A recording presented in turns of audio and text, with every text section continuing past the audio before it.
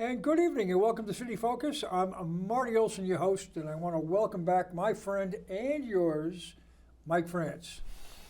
Thanks. Appreciate being here, Marty. Okay, and for those of you who may not know Mike, he's a longtime state rep out of the Ledyard area, and he ran for Congress in the 2nd Congressional District, Republican, last year, and he is seeking to give it another shot in a year from now, a year and a half. That's correct. So we think it's a wonderful idea to give Mike every opportunity to share his thoughts on what's going on in our district and our country.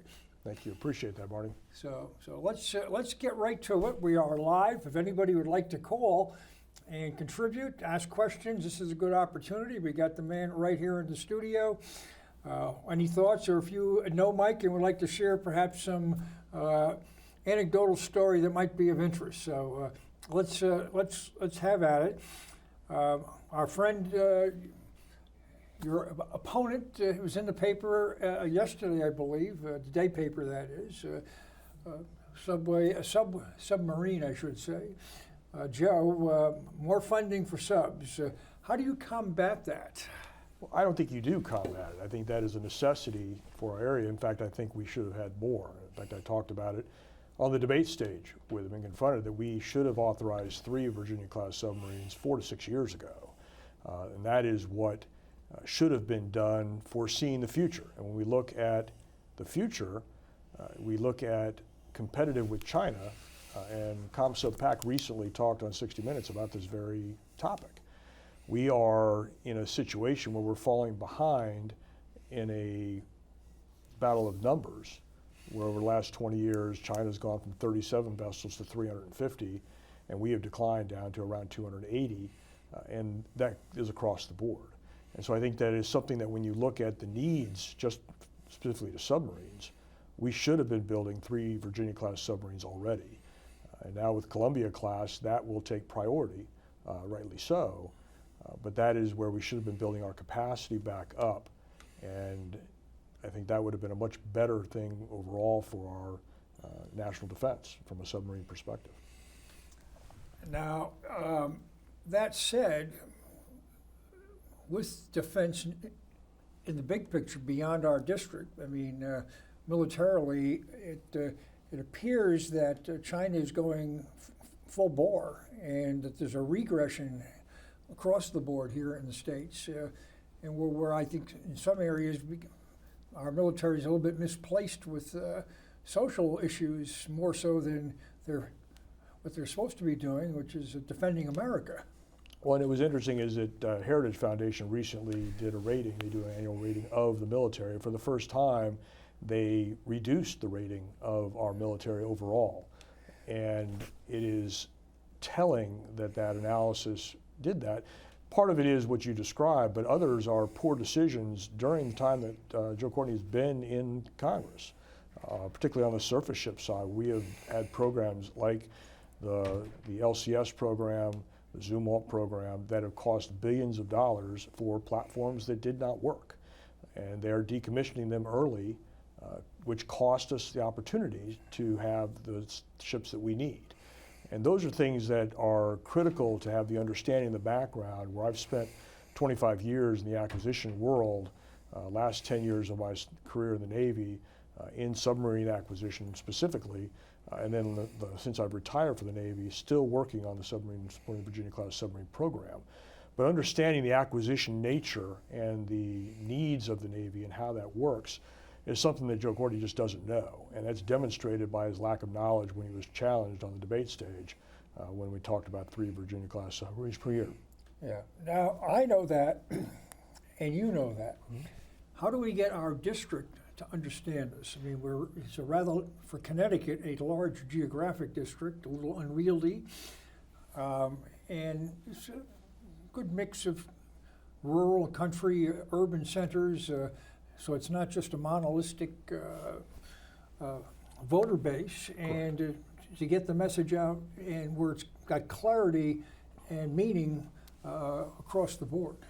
Well, certainly having opportunities on shows like this, and also going to shift change at EB and talking directly to the workers as they come out of the shift, as they're going in to go to work. is a start.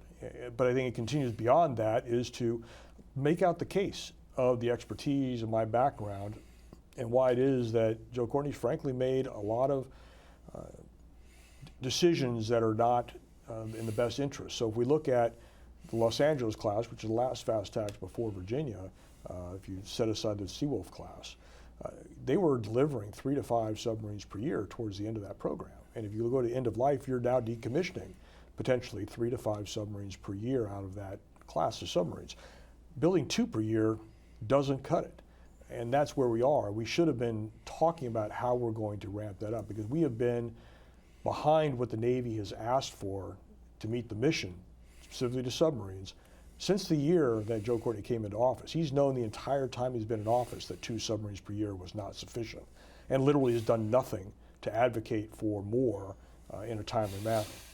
And so that's where we are now, and we need to take a hard look at where we're going and get the Columbia class up off the ground and moving as it is, and then see how we can continue to expand beyond that to get a 3rd Virginia class submarine. Yeah.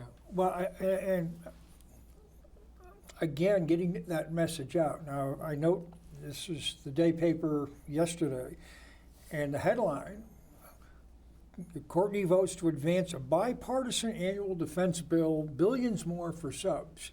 I mean, they've got him walking on water in a bipartisan way. Right. And he's one of the most partisan congressmen in Washington. He is. His voting record is party line, and that has been demonstrated objectively. We called him out on that in the last election cycle, and that is who the real Joe Courtney is by a voting record. When you look at the NDAA, the National Defense Authorization Act, that is generally bipartisan. So it is nothing new that that is not a bipartisan effort, because almost every state, if not every state in the country, has a stake in what the defense industry is doing, whether you're a primary contractor, principal contractor, as an electric boat is for the Virginia class submarines, or you're a support contractor who is providing material or testing support or any other kind of support to the defense industry. So every state has a stake in that. That's why it's bipartisan and an agreement. The rare instance when it does not align with what the Department of Defense is going, where you sometimes have conflict, but we've not seen that in recent times. So that bill will always be bipartisan, almost always be bipartisan in nature. So that's nothing special, I would say. Yeah. Well, I bring it up in context of the headline, because, Correct. I mean, he's got a cheerleader here in the day. Well, it's true. There's no argument on that, and I think that that is something that particularly when you're talking about submarines and the workers at EB, them to understand that a vote for me does not put their jobs at risk. I would argue that my understanding of their industry, where I finished my career at Supervisor of Shipbuilding as the program manager representative on site for delivery of the Virginia class combat system, gives me an expertise and experience that Joe Courtney will never have. Understanding of that process and what happens inside the gates of EB from an on-the-ground perspective. And prior to that, being at Ports Naval Shipyard doing overhaul and repair as a zone manager and ultimately a project superintendent running the overhaul. That's an experience that I can bring to bear and bring to Congress that will be beneficial to everybody in Southeastern Connecticut related to the submarine industry. Well, what else in our district do you view as being of kind of a prime issue or issues beyond subs and the employment at Electric Boat, which is obviously huge? It's the largest employer and they're hiring like crazy. I mean, housing's been in the news quite a bit. I'm not sure what role the feds play in that, but maybe you can expound on that. Well, I think that is something that we're seeing. You're seeing a growth in construction. You're seeing a lot of discussion about the housing that's affordable for people to be here, whether it be in apartments or condominiums or single-family residences. And you look around the region, you're seeing a lot of construction happening. So I think that is in process and will continue to be that way because the demand is there. And the good-paying jobs you have at Electric Boat allow people to afford to buy these new houses that are being built. And I think that is ongoing.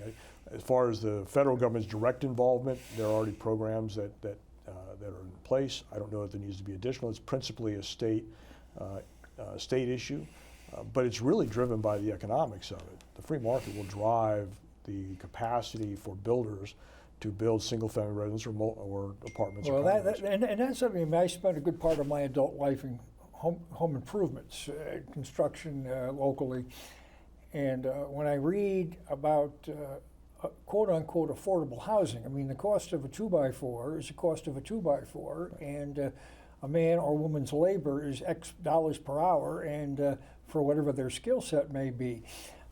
There's not a lot of room for movement in the market in that regard, unless there is, an outside source, whether it's tax abatements or subsidies of some sort.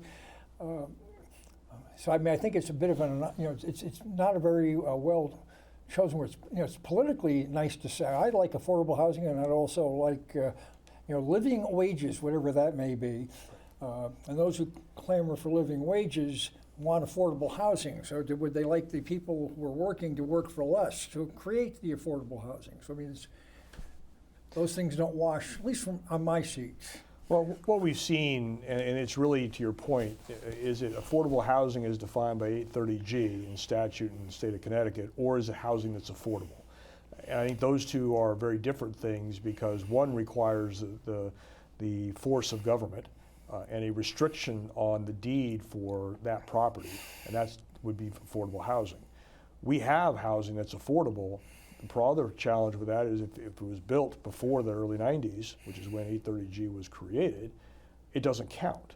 And so you could have housing out there that is affordable under the definition that's in the statute, but it doesn't count because it's not deed restricted. And even if you have housing that was deed restricted at the beginning of the program, the deed restriction expires. And so then you have to have more. And so I think what we need to have is a conversation about housing that's affordable and how much of that there is. And there's substantial housing that's affordable for workers that are in this area, but it doesn't comply with 830G requirements. I think that's where we have to have a conversation. And where there are challenges, we need to deal with those. And I think that once again, the marketplace, we're seeing it right now with the construction that's going on of both single-family residence and multifamily condominiums and apartment buildings. That is happening as we're sitting here. Yeah.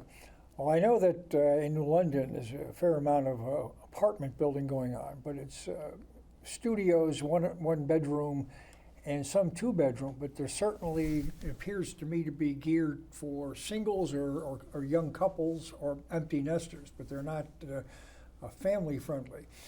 Well, and if you're looking at that, you would look at who are going to be coming to Electric Boat right now as new employees or entry level. Probably many of them will be starting out as single or newly married with not a large family, and it's a good starting place for them to be.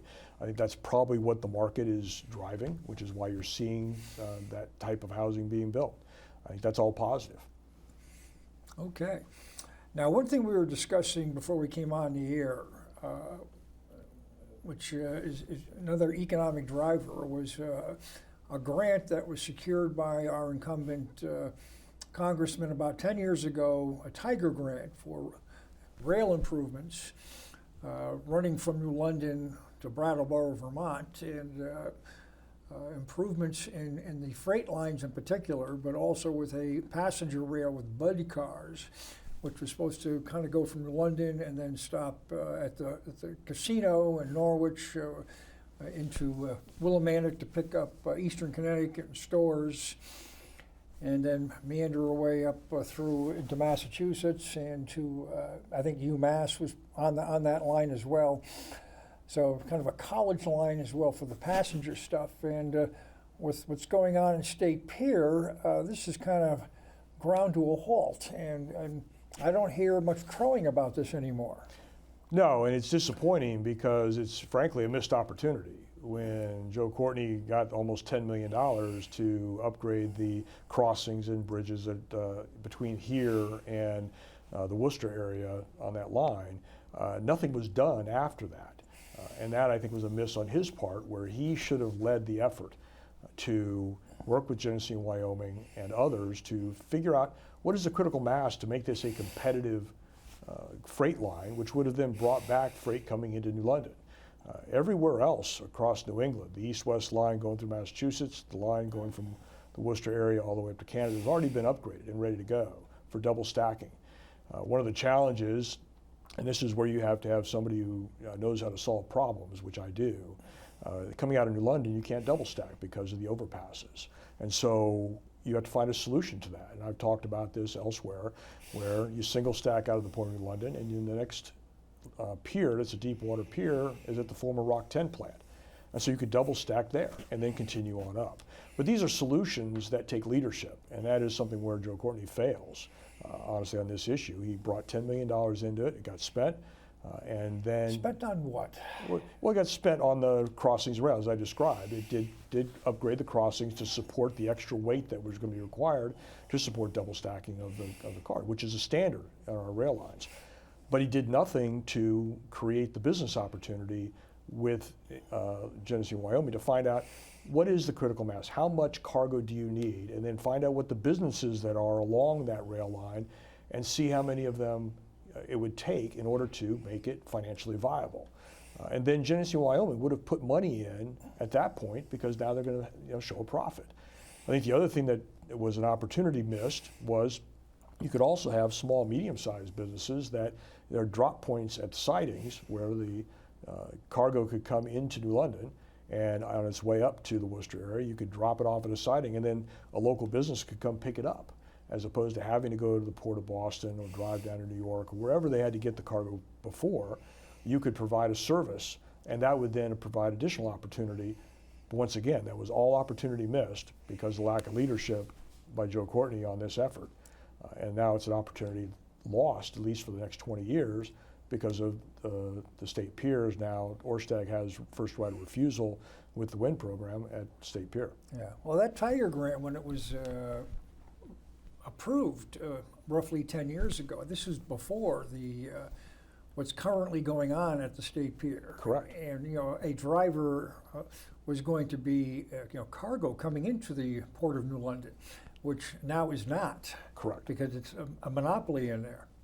That's correct, and I talked about it at that time, that is what needed to be done. And I even talked to members of the sector, talked to the chamber members, tried to find out how we can put together a group to do what Joe Courtney should have done, frankly. And unfortunately, it was an opportunity missed. I even tried to set up meetings with the Genesee and Wyoming to have that conversation with them. We were never able to get that done because we really needed the leadership of the congressman, which he failed, frankly. And unfortunately now that's $10 million wasted of taxpayer money that the result of which should have been up another port of New London opening up for cargo and then delivering it across New England. Yeah, as well as with improvements to State Pier for cargo. I mean, the longshoremen got screwed.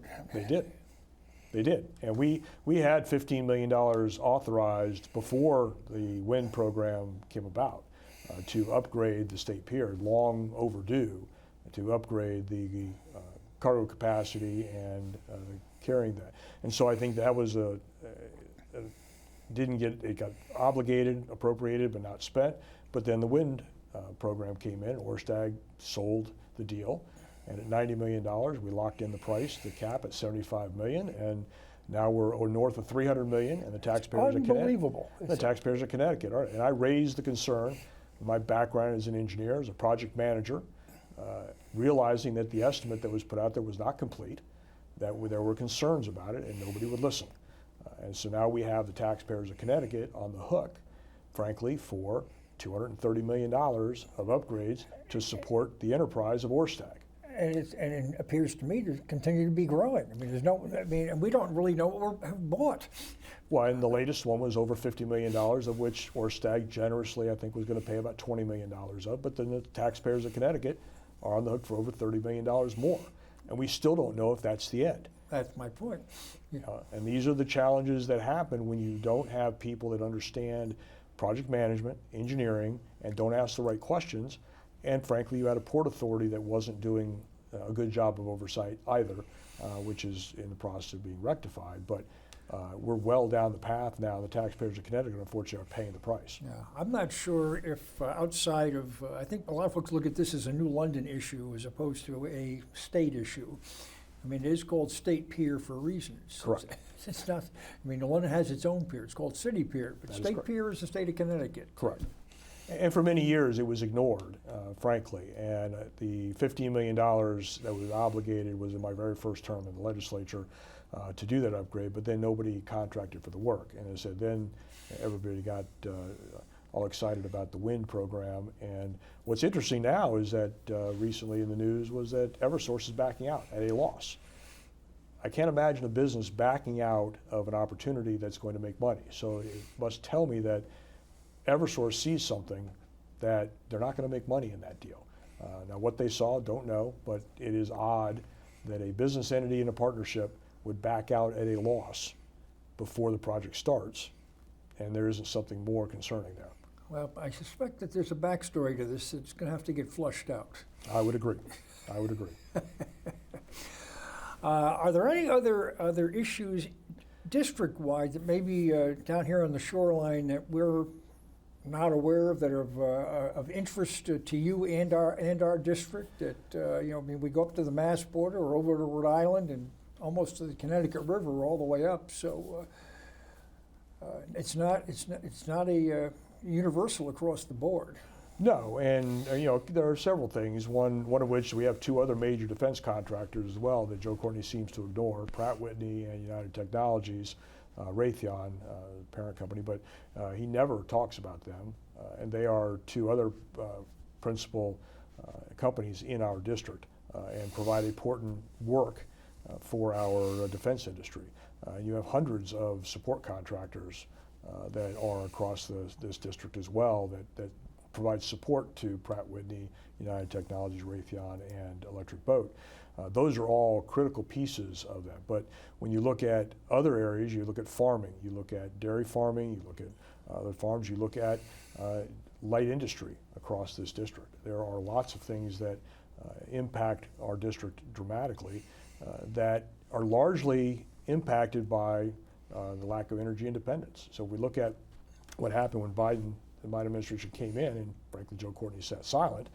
We lost energy independence, and we saw diesel prices skyrocket.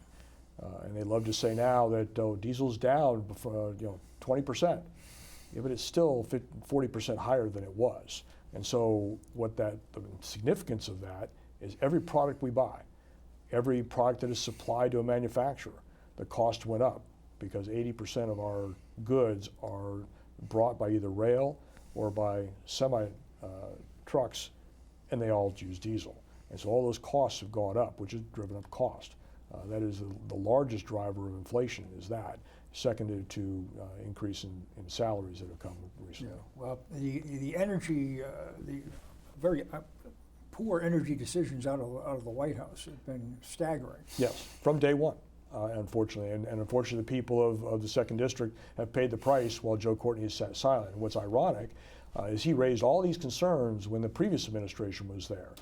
But once President Biden was inaugurated, it's amazing, he went silent on those same issues that have negatively impacted. And you look at inflation. So even the significant pay raises that many people received, some didn't, the inflation rate was higher than the pay raise. So even with the substantial pay raise, your buying power went down. And everybody sees it every time they go to the supermarket and shop. Well, I see it when I get my electric bill. Correct. I mean, right now the energy cost, I mean, it makes it difficult for Connecticut in general, but Eastern Connecticut in particular, to be competitive. That is correct. That is correct. And that is another thing, once again, with energy independence and a broader spectrum. What I find ironic is that for a couple decades now at least, we have bought into this mantra from our government, once again government force, saying that the only sources of green energy are wind and solar. And we have been on this path of only doing research in that area because much research now is funded by the federal government. And so they set the priorities. What is interesting is that about 6 months ago, when Russia cut off natural gas to Germany, Yes. Germany went to coal, not clean coal, dirty coal. And within 30 days, the EU professed that now natural gas and nuclear are sources of green energy. So now we know it is purely political. It is not science-driven, because they are correct that nuclear is the cleanest energy you can provide, and natural gas is only 25% of the emissions of other carbon fuel price. Yeah, well, wind and solar and others of that nature, I mean, haven't proven to be self-sustainable. Correct, and they need to be part of the solution, but those that think we're going to go to 100% wind and solar don't understand the consequences of that. We've seen it recently with buses that catch fire because the battery catches on fire. Those Class Charlie fires, which while I was in the Navy, I was a damage control assistant, learned how to put those out. They are fires that are very difficult to put out. And so these are things that are not being discussed, frankly, and the consequences of these things are important to understand the full scope of wind, solar, and how they make a part of the puzzle of our energy product. Yeah. We have a call, so we'll go to the phones. Good evening, you're on the air. Yes. Hi, how you doing there, guys? No, I wanted to let you know that today I got a letter from Joe Courtney, and well, my wife read it to me, so it would take me about 3 times to, understand it a little bit more. But he was talking mainly about dredging. That's I assume, for the channel for the new subs, and I guess some problems with places to drop what they call the spoils in the sound.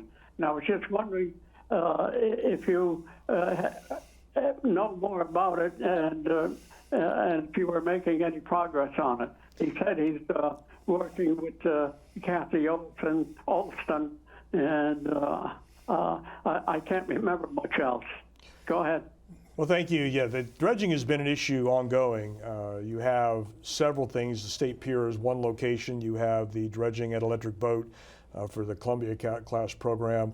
But every one of our small, medium-sized marinas has had a dredging issue.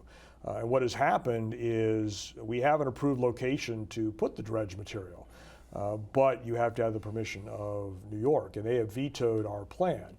We do not do the same for their plans. But when Joe Courtney was contacted about this, he said it's basically not my problem. That's a thing for the courts. And it's like, if you understand the role of Congress, one of their roles is to ensure there are not conflicts of commerce within the Commerce Clause between states, which is what this is. That would be an issue between states, and the congressman has a role to play. Did the courts get involved? Yes. But the congressman has a role, and he failed to do anything, frankly. So we have a number of marinas that need the help. We have the State Pier. We have the project for the Columbia class at Electric Boat. Plus, we have ongoing dredge that needs to be done routinely to maintain our waterways clear. So those are all the standard of what's going on and the issues that need to be addressed. But the congressman has failed to do anything about it and to deal with this issue between 2 states that has caused our marinas to really have a significant problem in maintaining their climate. And then as you couple with the major projects of State Pier and Electric Boat dredging areas, you need to find a solution. And obviously with Electric Boat, it's a national security issue. So why the congressman is late to the table again on this issue, I don't know. Yeah. Well, I think that he gets away with much because he's quote unquote a nice guy, and not quite obnoxious like Gagenson was prior to Rob Simmons. Gagenson was difficult, but Joe's a smiling guy, slap you on the back, and everything is hunky dory. But as I think you point out, I mean, there's some holes in the record. Correct. Thank you. Do you have another? Anything else, Larry? I would like to add a little bit, if I may. Please do. Some time ago, I can't remember if it's a whole year or not. I'm not exactly sure. But I had called Heather Summers, about dredging. And I was telling her about a couple of other places where that sand could be used, and it has nothing to do with arguing with the state of New York at all. And at the time, she sounded like that she thought it might have been a fairly good idea, but then I never heard from her again. So I'm just wondering. Oh, and another thing with that letter I got today, in the beginning of it, this, I don't know, first or second paragraph, I got excited when I heard it anyway, that he would actually like to talk to me about it. Now, I don't know if that was just pushing my foot or what he had in mind, but I wouldn't mind discussing it with somebody. So, okay, I'll let you guys go now. Thank you very much for the call, Larry. Yeah, okay. Have a good All night. right. Yep. And Heather Summers has been a leader on this issue. She and I have had several conversations with the legislature, and she continues to lead on this, working with the marina operators to try and resolve this. And it's been challenging, frankly, because once again, the location for the dredge materials in Long Island Sound requires permission of New York to do it, and they vetoed it. And that's where the congressman should have gotten involved to help. And she has been working closely with the marine operators, the boating interest, and has been working towards that, what she can do in the state legislature. But there's a limit to that, and that's what I said, where congressional involvement should have been leading the effort in order to broker a deal and get it done. Yeah. Now, with the wind power and what's being done in New London, I would think that our congressmen would have a critical role, because they're not being planted outside of Ocean Beach. They're going to be out in other places, and the impact that this has, well, on the business itself, the impact it may have on Cross Sound Ferry, which is impacting to Long Island, our own city pier with the Coast Guard Museum, should it see the light of day. So we've got a number of things here that we're not operating in a vacuum. Right. And one of the things that hasn't been fully resolved that I'm aware of is the area around where the windmills will go for the wind generation. Transit through them for fishermen, for our shellfish fishermen, as well as limitations on speed that are coming to light. That would significantly impact the fishing industry as well as pleasure boating. And so these are issues that at the beginning were not discussed or asked question that have come up. I know that a number of fishermen have raised these concerns and nobody's listened. Now that we're well into it and hundreds of millions of dollars of taxpayer money has been expended, we are finding out that there could be other issues that prevent successful employment. If you look at the right whales that are washing up in New Jersey, the other thing they didn't tell us, and we didn't ask the question well, is the munitions that are required to make the ocean bottom satisfactory to mount the windmills. Well, that causes noise that impacts the whales clearly by what's happening off the coast of New Jersey. And so I think that we'll see the same thing likely here. I think that's another concern that ought to be addressed, and it should have been addressed at the beginning before we spent $150, $200 million of taxpayer money. Yeah. I mean, one thing that's baffled me is the Greens and the environmentalists, ecologists that often get very disturbed with the movement of a clam or a blade of eelgrass have been silent on all this and continue to be. That's true, and I wonder about that. I don't know why, honestly, because these are concerns that they've raised in other ways for other things. That if you looked at, when the Exxon Valdez had its the collision, and you had the issue in the Gulf, everybody was concerned about the aquifer, and they talked about the ocean life. And the same thing here. I think we're finding that out, and I'm wondering, as we get further into this, how much and whether the program is going to stop because you haven't resolved these things at the beginning, and it's unfortunate that we're this far down. But I don't think we've had the right discussions. I think that there are still issues that need to be resolved, and frankly, I don't see the state asking the right questions. And that might be what Eversource saw and why they got out. I don't know, but I think, as you pointed out, that'll get fleshed out, and we'll probably likely find out down the road. I hope so. Now, are there any topics that, I mean, well, big topic in the news of a national scale, and I think it does permeate into Connecticut across the board, is the immigration coming in from primarily the southern border, Correct. which is, for the most part, seems to be illegal immigration. Correct. What's your take on it, and what, as a congressman from the eastern Connecticut, what's your take? What can we do? What can you do? Well, the principal first thing is to understand you're exactly right. It is not just an issue for the 4 border states. I grew up in Southern California. At one point in my life, I lived literally one town away from the border in South San Diego. I could see the wall that is there between California and Mexico from where I lived. I understand very well from firsthand experience, but it is not just a problem along those borders, although it is significant for them, because as we're seeing, the immigrants that are coming in, they're claiming asylum, and once they claim asylum, they are released and given a date 4 or 5 years from now to come back and have their asylum claim adjudicated. They end up in all 50 states, and it's not just the governors that are transporting, some of these immigrants that have come in. But the government is doing the same thing, and they are depositing them across this country. But more importantly and more impactful for our state is the fentanyl that's coming across the border. That is coming here. In fact, New London County is the highest death rate of all the counties in Connecticut. I hear nothing out of Joe Cordy on this issue. It is the #1 killer of young That's adults staggering. 18 to 45. I don't read about it here either. Correct.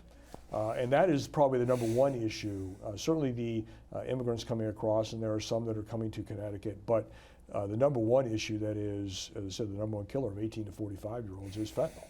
And that is coming across the southern border, and if you do not secure that border, you do not have control. And a recent op-ed, I had 2 of them, one in the day a few weeks ago, and one published yesterday in the CT Examiner on this very issue, deals with a perspective. You go back 100 years, we had a wall. That wall was the Atlantic Ocean. Almost every immigrant came via the ocean, and so they came into a port of entry, principally in our area, but most of them were in Ellis Island or Castle Gardens before that in the early 1900s. And so they were brought into a single port. Well, the wall that was started in the Trump administration, and now, interestingly enough, President Biden is continuing that, would serve that same purpose of directing immigrants that want to come into our country into a port of entry, and not just wander across the river into our country. And that is an uncontrolled manner, and frankly, a violation of our federal law. And I love to hear all these people talking about we need immigration reform. Well, what are you reforming? Nobody describes what that is. And I would argue we don't need to reform the system. We need to follow the law as it's currently laid out. And if you don't like it, then change it. Correct. But if we enforce the law, that's the reform. It's actually enforcing the law. And the Border Patrol and ICE agents, they want to do that. Unfortunately, this administration does not have the will to do that, clearly, because they are not securing the border, and they're allowed over 5 million immigrants to come into this country that we have no idea what their background is. We have no idea where they are, frankly. And throughout that, Joe Courtney has been silent. And as I stated, one of the 2 major counties, New London County, that he serves, or is supposed to serve, is the top death rate within the state of Connecticut. But it's interesting when you bring up Ellis Island, and my grandfather came through there back at the turn of the prior century. Is that all the immigrants coming through there had to have a place to go. They had to have somebody there. They used to get off the boat and hitch a ride someplace. I mean, you had to have a physical. You had to be healthy. All those things are true. And if you did not meet the requirements, you were put back on the ship that you just came on and you went home. If it was a medical issue that could be quarantined, you were sent to the quarantine right there on the island. You did not leave the island. And you're right, and the law is still there. You're required, if you're an immigrant, and this is the thing that people need to understand, is that most of the people coming across the southern border are not immigrants because they come and claim asylum. That is a different category of person coming into this country. They are trained by the people escorting them through Mexico on what to say. And the minute they use the word asylum, they're put in a different category. And so these are all things that we have lost control of people coming into this country that used to be controlled very closely. And you're right, the law is still in the books. You're supposed to have a sponsor that's financially responsible for you for 5 years. And that is still the law. The difference is when you claim asylum, that law doesn't apply, which is why these people are coached to do that. And we are not have the willingness to enforce the law because, frankly, if you're seeking asylum, you don't get to wander the world and choose the country to land in. You need to ask the question, why are these people coming from 160 countries around the world, flying into Mexico and walking into this country? If they were seeking asylum in our country, why didn't they fly into JFK? Why didn't they fly into any of the airports around? Because they would have to go through customs immigration and likely would not be allowed to enter our country. So they come into our country and overrun our borders, claim asylum, and now they are in our country.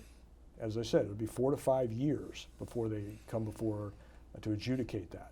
Yeah. So these are the problems. It doesn't require reform. It requires a willingness to enforce the law as it is, and the funding, the willingness of Congress to fund the effort that needs to be done to adjudicate these out, which means you need to have judges, you need to have attorneys to represent these people, but you should be following the process of asylum, which means that if you're seeking asylum from a country in Africa and you're no longer in that country, that's where you are free. You're no longer in fear for your life, no longer escaping anything. You don't get to then fly into Mexico and walk into our country and claim asylum. That was the Remain in Mexico plan that the previous administration had put in place while we adjudicated whether the asylum claim was legitimate or not. And if it was, they came in. But by bringing them in, we are no longer doing that, and we now have people in this country, we don't know anything about them and where they're going or what they're doing. And that's exceptionally unhealthy. It is correct. It is unhealthy. It's risky for the citizens of this country, and we are seeing the consequence of that. If you look at the number of illegal immigrants that are in our prisons, it's a big number. And you look at that, you have to ask the question, why? Well, it's because we let them in. And if we had secured our border, they would not have been here to commit those crimes. But it's not just crimes. I mean, you've got children coming in here, and wherever they land, those communities are responsible to educate these kids. That is correct. They're not necessarily prepared for this. That is correct. And that's asking and putting a burden on these towns to accept and educate these people who've come in who are here not legally. And it's hard to and you can't turn them away. Correct. And that's an example. Correct. I mean, it's not a simple thing. No, it is not. But it starts with the role of, principal role of government is protect individual rights at every level. And if you look at the federal government on this particular issue, protecting individual rights is protecting our safety, protecting our ability to live our life in freedom and not be in fear. But it also is a cost because, as you point out, these children that are coming in, the families that are coming, they're seeking asylum, they're not immigrants that are have somebody who's financially responsible for 5 years, so the federal government is. That's us. We're paying for that. We're paying for the fact that the federal government doesn't enforce the laws that's currently on the books. And as you recently stated, if you don't like the law, then change it. Don't complain about it, change it. But I see no proposal from the other side on what they would change. They just want the issue, and that's what Democrats are best about, and that's what Joe Courtney's done. Oh. He's remained silent on it and has failed the people of the 2nd District, the people of Eastern Connecticut, the people of this country on this issue because he does nothing. And one of the roles of this House Armed Services Committee, which he is so proud to be a senior member of, is drug interdiction.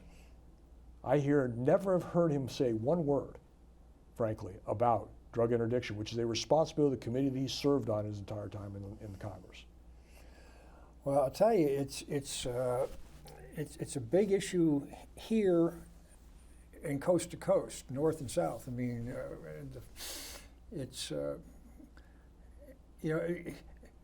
the policy currently just seems to be whatever Trump did, we're going to go in the other direction.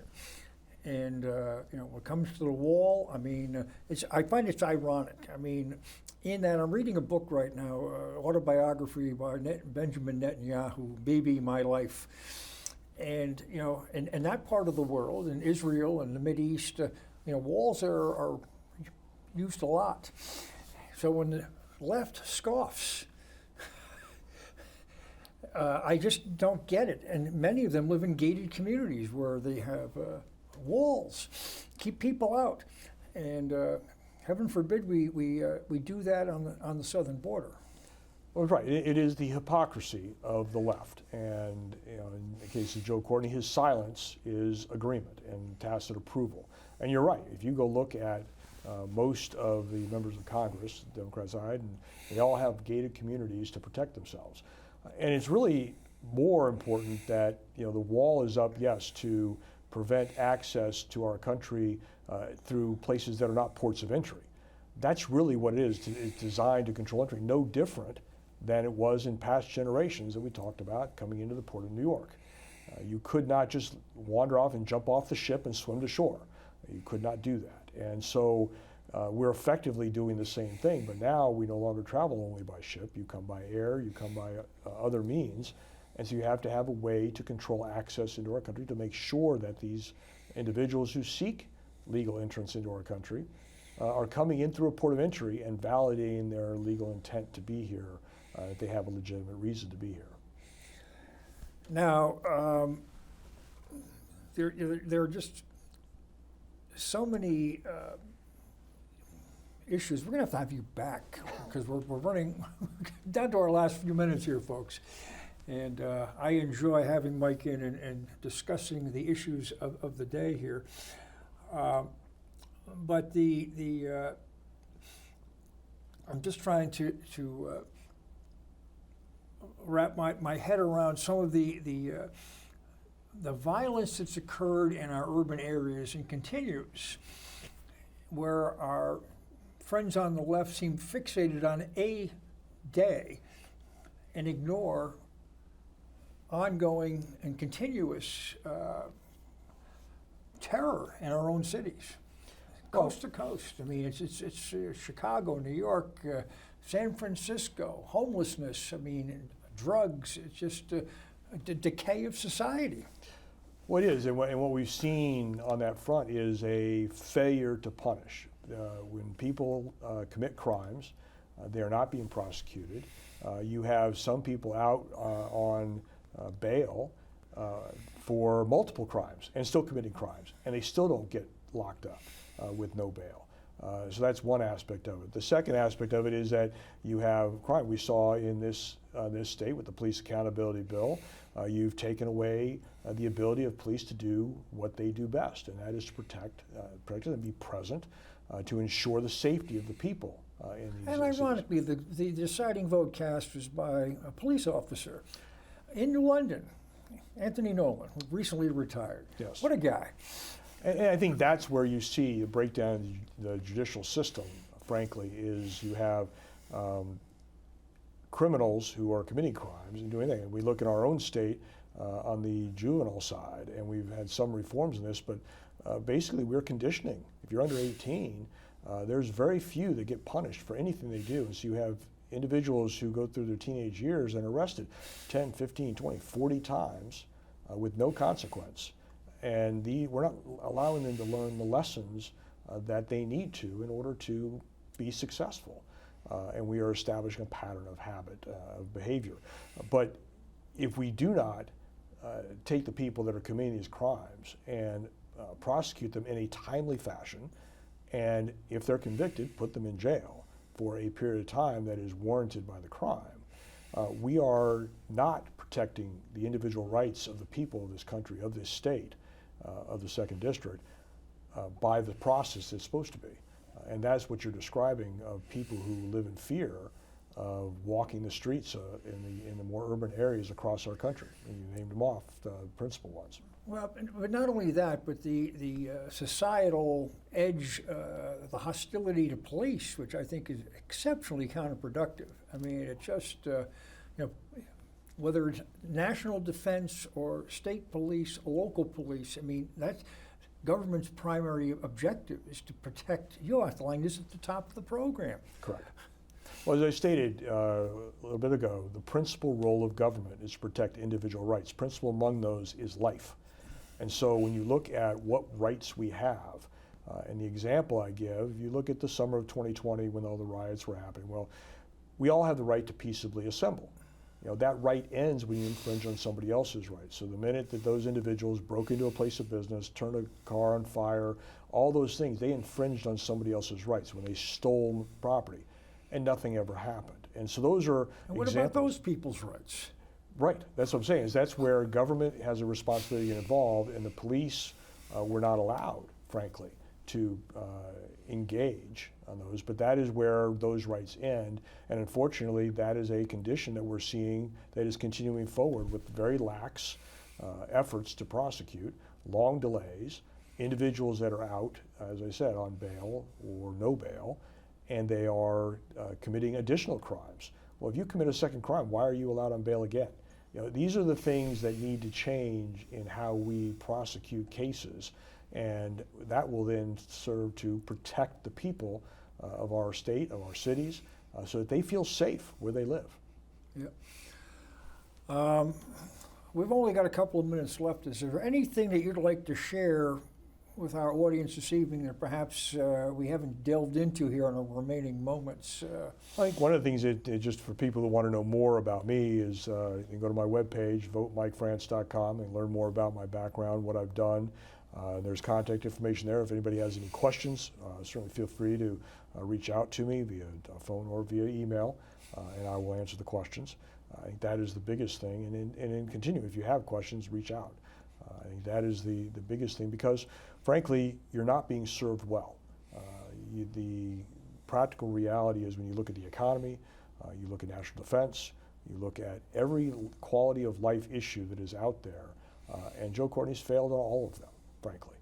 And that is why he should not be reelected. He should not be rewarded for failure. And that is effectively what we have done, is reelect somebody who is not serving the people of Eastern Connecticut. Okay, well, Mike, I want to thank you for carving out an hour of your very busy schedule to be on the program tonight. So, Well, thank you for the invitation. It was great. and folks, I sincerely hope that we'll be able to get Mike back on from time to time, and as he maneuvers through this unwieldy district and visits town committees and towns and job sites and shakes a lot of hands and discusses his campaign and what he brings to the table. I hope you'll have time to come back and visit from time to time. I look forward to the opportunity. All righty. Well, thank you, folks. You've been watching City Focus. We'll see you again next week. Have a happy 4th of July and good night.